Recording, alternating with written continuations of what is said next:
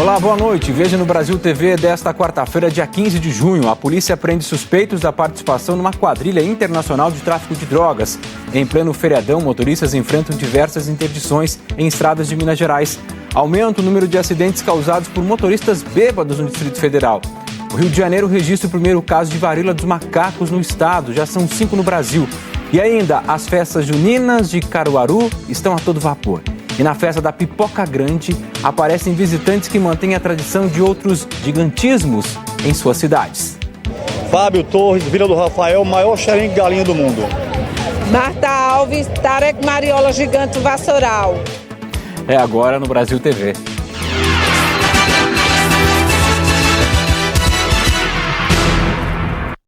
A gente começa o Brasil TV com a informação de que fontes da Polícia Federal afirmaram ao portal de notícias G1 que os irmãos Osinei e Amarildo da Costa Oliveira confessaram o assassinato do indigenista brasileiro Bruno Pereira e do jornalista inglês Dom Phillips. A cobertura completa sobre esse caso você acompanha logo mais no Jornal Nacional. A polícia prendeu 9 suspeitos de participação numa quadrilha internacional de tráfico de drogas. A Polícia Federal cumpriu 9 mandados de prisão preventiva e 16 de busca e apreensão em Pernambuco, São Paulo, Mato Grosso do Sul e Amazonas. A Operação Corona mira uma organização criminosa suspeita de tráfico internacional de drogas e de lavagem de dinheiro. De acordo com a PF, as investigações começaram após a apreensão de 650 quilos de cocaína em um avião no aeródromo da Coroa do Avião, em Igaraçu, na região metropolitana do Recife, em abril de 2020. Na época, o piloto e o copiloto da aeronave foram presos, além de outras 6 pessoas que ajudariam a descarregar e transportar a droga. Segundo a Polícia Federal, os 650 quilos de cocaína seriam exportados para a Europa pelo Porto de Suape, no litoral sul de Pernambuco. A droga seria escondida em contêineres de navios internacionais, em meio a uma carga de sucata. Era uma estratégia da quadrilha, usar o Porto de Suape para escoar essa cocaína para a Europa. Mas eles utilizam praticamente todos os portos do Brasil para fazer essa empreitada criminosa. Eles utilizam contêiner, no caso específico aqui foi contêiner de sucata, para poder esconder a droga e assim tentar despistar o trabalho, principalmente daquelas pessoas que estão envolvidas ali no Porto de Suape. A partir dessa apreensão, a Polícia Federal passou a investigar como funcionava o esquema financeiro dessa quadrilha e descobriu que o grupo usava empresas de fachada para movimentar o dinheiro proveniente do tráfico internacional de drogas. De acordo com a Polícia Federal, só nos 4 primeiros meses de 2020, a quadrilha movimentou 116 milhões de reais. Hoje pela manhã, 80 policiais federais fizeram buscas em empresas e em endereços residenciais de pessoas suspeitas de envolvimento no esquema. A Polícia Federal informou que os suspeitos vão responder por tráfico internacional de drogas, financiamento do narcotráfico, participação em organização criminosa e lavagem de dinheiro. A sede dessa organização, pelo número de integrantes e também de empresas de fachada, é em São Paulo. De São Paulo é que eles comandavam toda essa organização para praticamente o Brasil inteiro escoar essa cocaína. E quem pretende passar por Minas Gerais no feriadão de Corpus Christi deve planejar a rota com bastante cuidado. O estado tem vários pontos de interdição nas estradas e o que não falta é motorista imprudente cometendo todo tipo de infração. Partiu o feriado? Se for colocar o pé na estrada, tem que planejar bem a rota. A gente está aqui na BR-381, na altura de Sabará, quilômetro 457, e a gente já pode ver um trânsito bem lento por aqui. Não são nem 10 horas da manhã. A gente está andando aí desde 5 e pouquinho para andar aí uns 100 quilômetros mais ou menos. É porque mais à frente tem obra em uma das pistas. As rodovias que cortam o estado ainda contam com 11 interdições totais e mais de 50 parciais. 10 só na região metropolitana. Rescaldo da chuva de janeiro. Na MG 50, uma ponte cedeu próximo a Juatuba. Em outra rodovia que passa pela cidade, a BR-262, a pista afundou. Na MG 30, há 4 pontos de interdição por queda de barreiras. São 2 bloqueios no caminho de BH Nova Lima e outros 2 no trecho que vai para Rio Acima. Uma barreira deslizou e interditou também a MG 150, no trecho que vai até Raposos. Na BR-381, na altura do bairro Borba Gato, em Sabará, tem interdição parcial por causa de obras na pista. Mais à frente, na BR-262, antes de Caeté, houve um deslizamento de terra. teve queda de barreira ainda no caminho para Confins, pela MG 424. Primeiramente, o motorista deve fazer um planejamento da sua viagem, né? Verificar a rota que ele vai fazer. Ele pode acessar o site da Polícia Militar para verificar os pontos de interdição, tanto total quanto parcial. O estado tem 30 mil quilômetros de rodovias. Cerca de 2 mil homens das polícias Rodoviária Federal e Militar Rodoviária reforçam a fiscalização nas estradas desde a manhã de hoje até o domingo. Esse carro foi pego na Blitz, na BR-040, com a placa pintada à mão e a lanterna quebrada. Mas é difícil frear a imprudência. Os exemplos de imprudência acontecem a todo momento. A gente acabou de passar pelo posto da Polícia Rodoviária Federal e tem caminhão aqui, olha, na pista da esquerda em alta velocidade. A gente está a 100 km por hora. Os veículos pesados, a velocidade máxima é de 90 km por hora. A gente vê que isso não está sendo respeitado.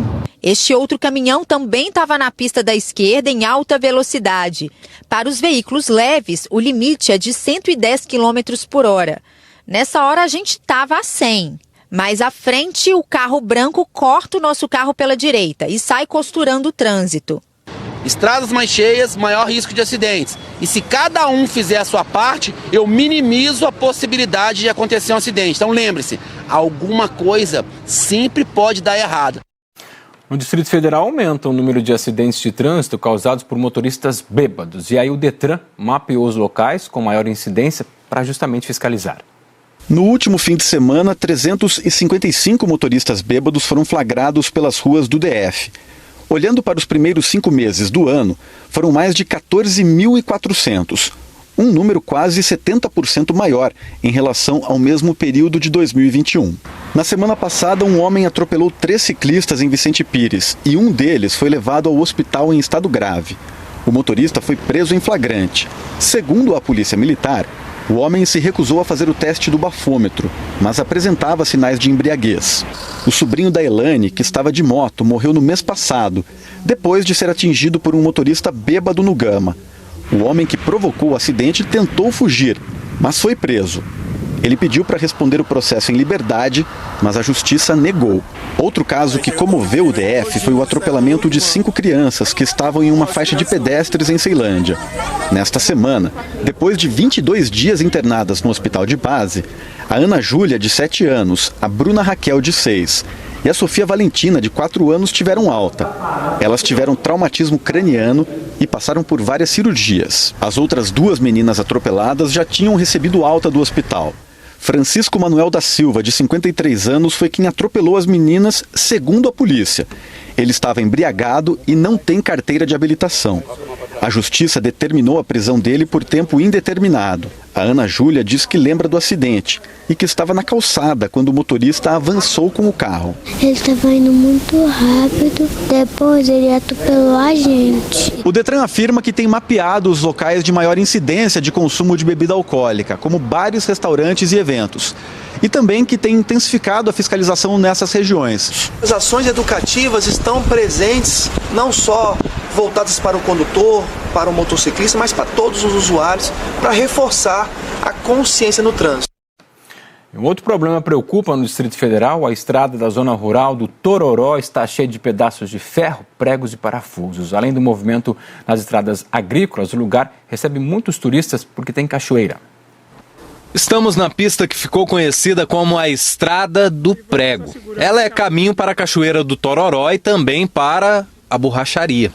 Eu perdi 2 pneus novos, mas é prejuízo de chateação, é prejuízo moral, é prejuízo psicológico. Mas o que explica tantos pneus furados numa estrada? Foi depositado no leito da nossa via de acesso material cascalho vindo de restos de obra com muita contaminação metálica, prego, parafuso, vergalhão. Os moradores dizem que já fez 1 ano que a administração do Jardim Botânico jogou os restos de construção na estrada na tentativa de diminuir a poeira. E diminuiu? E na hora que chega aqui na parada, chega já sujo. É todas as crianças que pegam o ônibus aqui, levam mesmo a poeira na cara, né? São 7 quilômetros de estrada com os cascalhos cheios de metais. O setor de chácaras Santa Prisca tem 102 famílias. O lugar costuma receber turistas por causa da cachoeira do Tororó. Também tem grandes fazendas com produção de milho e soja que precisam da estrada para escoar a produção. Tem uma cachoeira lindíssima, a gente tem uma região de mata preservada, fauna, flora, tudo preservado aqui.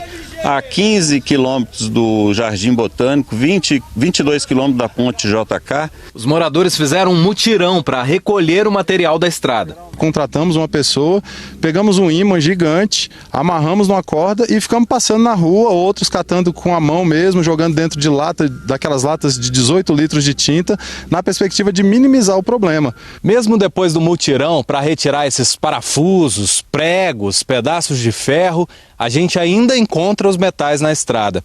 Tudo isso aqui foi recolhido rapidamente pelos moradores enquanto a gente faz a reportagem. Muitas vezes esse material fica escondido no meio da terra da estrada, que é bem solta. Mas é só a gente olhar com calma para encontrar mais, como esse aqui, ó. A administração colocou caminhões-pipa para jogar água na estrada para diminuir a poeira e espalhou mais cascalhos na pista. Os moradores dizem que esse tipo de ação não é comum por aqui e pedem uma solução definitiva. Olha só essa história, no Rio de Janeiro, uma caixa d'água de um condomínio popular desabou em cima dos prédios. A estrutura metálica da caixa d'água estava sobre uma base e se soltou. 3 apartamentos do prédio de 5 andares e 4 carros foram atingidos. Uma moradora que estava no primeiro andar machucou a perna. O condomínio faz parte do programa social Minha Casa Minha Vida e foi inaugurado há 8 anos. Moradores disseram que a caixa d'água estava com problemas de manutenção. O síndico negou. A polícia vai investigar o caso. A prefeitura informou que as famílias vão ser cadastradas para receber aluguel social. Ainda no Rio de Janeiro foi confirmado o primeiro caso de varíola dos macacos no estado. Agora são 5 pacientes registrados no Brasil. O homem de 38 anos saiu de Londres, na Inglaterra, e chegou no Brasil no último sábado. No dia seguinte, ele procurou ajuda no Instituto Nacional de Infectologia Evandro Chagas, na Fiocruz. As amostras clínicas foram enviadas para o Instituto de Biofísica Carlos Chagas Filho, da UFRJ. Lá foi confirmado o resultado positivo para a varíola dos macacos. O caso foi comunicado ao Ministério da Saúde. O paciente é brasileiro e está se tratando em casa, em isolamento. Os médicos avaliam que ele está bem, sem sintomas graves. 5 pessoas que tiveram contato com esse homem também estão sendo monitoradas pela Secretaria Municipal de Saúde. Ele apresentou erupção na pele, apresentou dores no corpo e adenomegalopatia, que é aumento de volume de gânglios. Como qualquer doença tem que ser observada, mas não tem uma letalidade alta. O primeiro caso confirmado no país foi na cidade de São Paulo.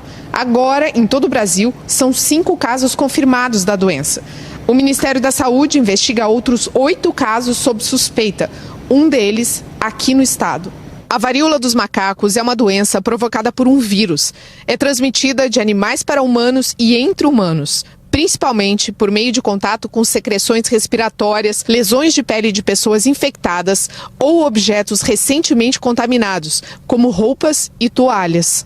A doença provoca feridas no corpo inteiro. Principalmente no quadro clássico, principalmente no rosto, nos braços e nas pernas, mas no surto atual ele está aparecendo com poucas vesículas e muitas vezes localizado na região genital. O IBGE divulgou hoje um novo levantamento sobre a construção civil no Brasil. Esse é um setor bastante importante para a economia, emprega muita gente e passou por transformações nos últimos 10 anos. O serviço de pedreiro tirou o Coutinho de um período de 3 anos de desemprego. Em 2020, quando quase tudo parou, ele voltou para o mercado de trabalho e já são 2 anos de carteira assinada de novo. Hoje você deita e dorme e sabe o amanhã para onde você vai. A obra do prédio onde ele trabalha é uma das 8 que a construtora está fazendo em diferentes pontos de São Paulo. Hoje nós temos aqui, em 2022, quase 200 funcionários empregados nessa obra. De acordo com a pesquisa da indústria da construção, que é divulgada a cada 10 anos pelo IBGE, o setor tem mais de 130 mil empresas e cerca de 2 milhões de trabalhadores. Quando o assunto é emprego, o levantamento apontou um aumento de 3,8% no número de vagas entre 2019 e 2020. Quase 72 mil pessoas a mais empregadas, o que mostra que o setor sofreu menos os impactos negativos da pandemia. Todos os estados do Brasil fizeram decretos colocando a atividade da construção como atividade essencial, então isso ajudou muito na manutenção do emprego. Segundo o IBGE, em 10 anos houve uma mudança estrutural nesse setor. As construções de edifícios ganharam mais participação e estão em primeiro na lista, lugar que era ocupado pelas obras de infraestrutura, como transporte e saneamento básico, que mudam a realidade de uma cidade. O número de obras de infraestrutura caiu de 41,7% em 2011 para quase 33% em 2020. Já o segmento de construção de edifícios passou de quase 40% para 45,3% de participação no mesmo período. Os serviços especializados para a construção também ampliaram a relevância, passando de 18,5% para 22% na comparação de 10 anos. O setor de construção civil, até mesmo por conta de home office, de uma mudança de organização do mercado de trabalho, ele teve um aquecimento em 2022 e 2023. Há uma expectativa de retomada de investimentos no setor de infraestrutura que sofreu bastante por conta da pandemia, e são investimentos geralmente de maior magnitude, de maior aporte de capital, o que em cenários de crise acaba sofrendo mais também.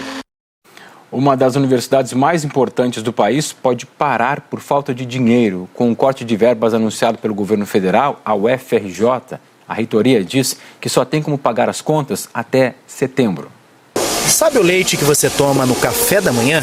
O trabalho desse laboratório garante que ele não falte na sua mesa. É que um vírus da família do que causa varíola pode contaminar vacas e prejudicar a produção pecuária. Foi aqui que esse micro-organismo foi descoberto. Se faltar dinheiro, a pesquisa para. Na última sexta-feira, a Associação Nacional dos Dirigentes das Instituições Federais de Ensino Superior anunciou que foi informada pelo Ministério da Educação de que parte do orçamento discricionário das universidades, aquele disponível para gastos de custeio, foi cortada. A informação acendeu um sinal de alerta aqui na UFRJ. A reitoria informa que com esse novo corte só há dinheiro para pagar as contas até setembro e que depois disso a universidade pode parar. Para os alunos de graduação, uma das possibilidades é o retorno para o ensino remoto.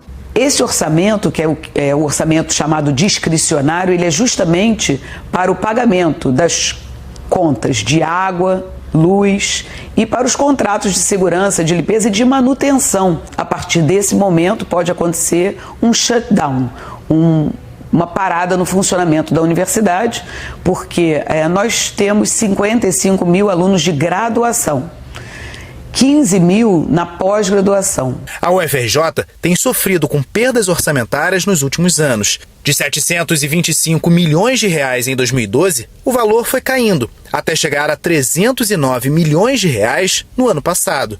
Para o orçamento desse ano, voltou a subir numericamente. Mas, reajustando a inflação do período, os 329 milhões de reais desse ano representam um valor ainda menor que do orçamento de 2021. Não se consegue formar profissionais altamente qualificados, cidadãos competentes, sem o ensino presencial. Nós entramos em contato com o Ministério da Educação em busca de uma resposta sobre a universidade, mas não tivemos retorno até agora. Por todo o Brasil, aumentou o número de pessoas em situação de rua. Lá em Porto Alegre, mais de 2.500 sem teto dependem dessa ajuda e as doações são cada vez menores. A pandemia multiplicou a quantidade de gente pedindo ajuda. Famintos e desempregados, são mais de 2.500 pessoas vivendo nas ruas de Porto Alegre, segundo o último levantamento da prefeitura. A comida que falta para eles também está mais rara em ONGs como a da Letícia. O Centro Social da Rua tenta reduzir a insegurança alimentar através de doações em 4 pontos de coleta. A gente não tem conseguido mais isso e nem tem conseguido as doações em dinheiro. Então, algumas pessoas estão doando nos nossos pontos de coleta, tipo 2 quilos de arroz, 2 quilos de feijão, coisas pontuais. E muitos doadores que doavam cestas básicas agora fazem isso, doam 1 quilo de alimento. A redução no número de doadores também foi sentida aqui na SPAM, a Sociedade Porto-Alegrense de Auxílio aos Necessitados. Para quem vive apenas de doações, está cada vez mais difícil encher essas prateleiras. A SPAM tem 130 moradores a partir dos 60 anos. Eles fazem 7 refeições por dia. Em 4 delas, o leite é essencial. São 105 litros por dia. E o estoque dá para pouco mais de uma semana. Eu acredito que caiu em torno de 60% das doações que nós recebíamos lá em 2019, antes da pandemia, entendeu? Eles recebem roupas, cobertores, alimentos e produtos de higiene. As pessoas não têm noção do quanto um pedaço de sabonete, um aparelho de barba, um absorvente faz diferença para essas pessoas. O que é tão banal para nós, ele significa uma significância de dignidade de quem mora na rua, porque tem muita gente boa morando na rua. Uma equipe de segurança do governador do Rio de Janeiro, Cláudio Castro, foi atacada a tiros em Macaé, no norte do estado. Um dos agentes foi atingido e levado para o hospital. Segundo a Polícia Militar, a equipe entrou por engano numa comunidade onde seguia para o local onde o governador iria cumprir uma agenda. A polícia está investigando o caso. Veja a seguir a animação das festas juninas de Caruaru, no agreste de Pernambuco.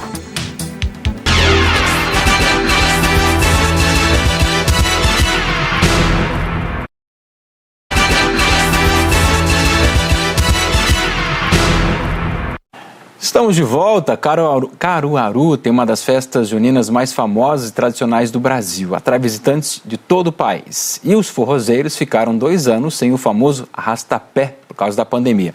O repórter Franklin Portugal ouviu integrantes da Anima Quadrilha, uma das quadrilhas mais coloridas e alegres de Pernambuco.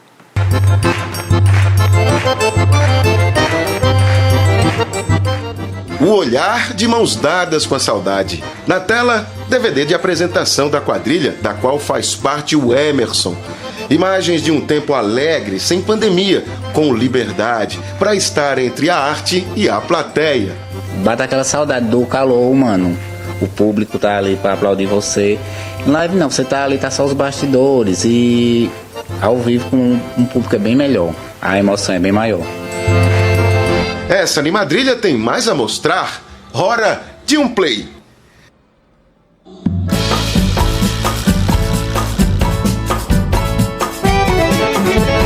Direto para onde se reúnem os componentes.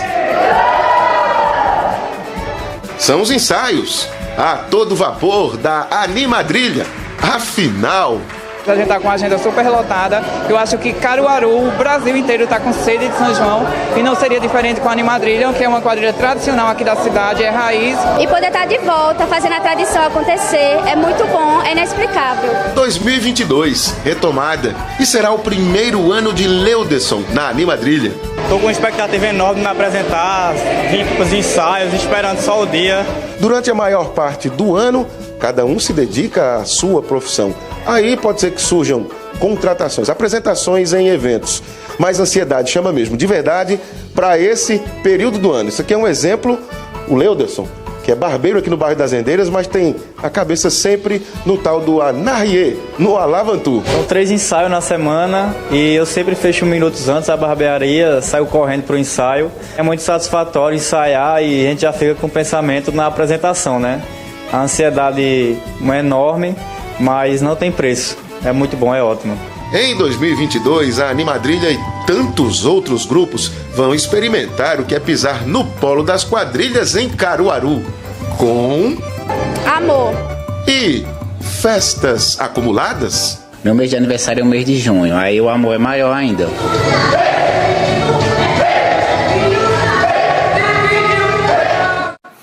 E essas quadrilhas de Caruaru têm um ingrediente especial, além da música e da dança. São os quitutes típicos das festas juninas, um deles é irresistível, a tal da pipoca gigante. Em festa de comida gigante não pode faltar forró pé de serra. O trio Vai Hoje deu o ritmo do evento.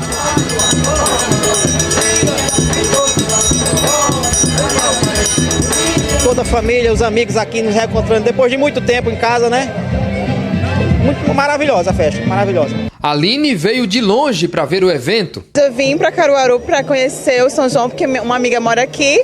E aí eu fiquei procurando as atrações na cidade. Fiquei sabendo que hoje ia ter essa pipoca gigante e quis vir conhecer. Tá gostando? Sim, muito. Dona Dalva veio com a família. Dona Dalva, a senhora já preparou pipoca em casa? Já. Agora desse tamanho? Ah, não. Desse tamanho não consigo, não. É só aqui na festa, né? É, na festa. Aproveitar, né? Depois de 2 anos, finalmente acabou a ansiedade da organização. O ano que vem nós vamos crescer mais ainda. Temos expectativa para fazer a festa maior e melhor. E o anfitrião recebeu outros gigantes na festa da pipoca. Fábio Torres, Vila do Rafael, o maior xerém de galinha do mundo. Marta Alves, Tarek Mariola Gigante Vassoural. Marleide Ferreira, o maior quentão do bairro Agamenon. Dadai do Santa Rosa, o maior 40 com galinha do mundo. Adilson, o maior e melhor chocolate quente do mundo. Eles se juntaram com as mais de 2.000 pessoas que estiveram na festa, segundo a organização. E então chegou o momento mais aguardado da noite, o da distribuição. E aí, a pipoca tá boa? Boa demais, bom demais.